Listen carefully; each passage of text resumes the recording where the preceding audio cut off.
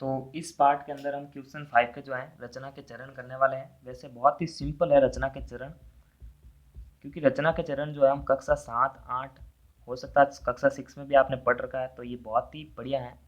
तो कैसे इसके नंबर तो आपको मिलने ही वाले हैं। क्यों? क्योंकि इसमें आपको करना क्या, जो जो आपने स्टेप लिखे थे, स्टेप्स फॉलो किए थे, वही तो लिखना है आपको। तो सबसे पहला पॉइंट रहेगा, सर्वप्रथम सर्वप्रथम हमने त्रिभुज ए बी सी त्रिभुज की रचना की, एबीसी त्रिभुज की रचना की, जिसमें BC बराबर 6 सेंटीमीटर, ए बी बराबर 5 सेंटीमीटर और एंगल था ABC बराबर 60 डिग्री। ठीक है, तो आप अपने हिसाब से कुछ भी लिख सकते हैं, सबका अपना अलग अलग तरीका रहता है रचना के चरण लिखने का। तो कैसे भी लिखेंगे तो आपका गलत नहीं होगा। ठीक है, इन्हें हम देखिए त्रिभुज ही तो बना रहे थे, ABC रचना की जिसमें BC ये था, हम भुजा का इंट्रोडक्शन करवा रहे हैं। सेकेंड स्टेप हमने क्या किया था, बी से बिंदु बी को बिंदु बी से न्यून कोण बनाते हुए एक रेखा बी एक्स खींची। यानी देखो, बिंदु बी से बी एक्स एक रेखा खींची हमने, कैसा कोण बना रही थी, न्यून कोण बना रही थी। तीसरा स्टेप, यहाँ पर ध्यान से लिखेंगे, बिंदु बी से, ठीक है, यहाँ पर इसको काट रहा हूँ मैं, बिंदु बी लिखना है यहाँ पर, बिंदु बी से न्यून कोण बनाते हुए एक रेखा बी एक्स खींची। अब क्या किया, बिंदु बी एक्स रेखा पर कितने समान लंबाई के चाप काटे, 4 समान लंबाई के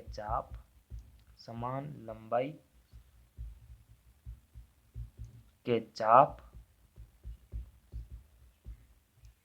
कौन कौन से थे, B1 B2 B3 और B4, जो इस प्रकार थे। यहाँ पर लिख देना आप, B1 B2 B3 B4 काटे जो इस प्रकार किस प्रकार से हैं ये, B1 equal to B1 B2 equal to B2 B3 equal to B3 B4, यानी इनकी लंबाई जो है समान है, इनके मध्य की लंबाई समान है, तभी तो ये समान लंबाई के होंगे। चौथा चरण हमने क्या किया था, B4 को C से मिलाया।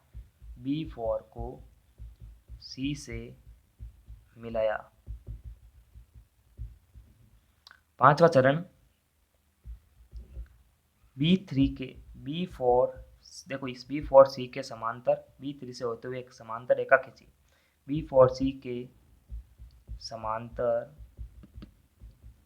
B3C डैश समांतर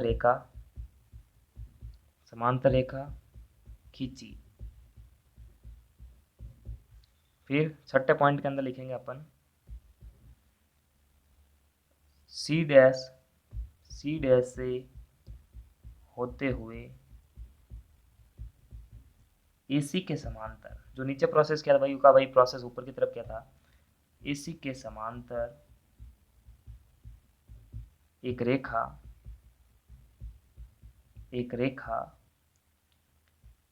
A डैश C डैश खींची।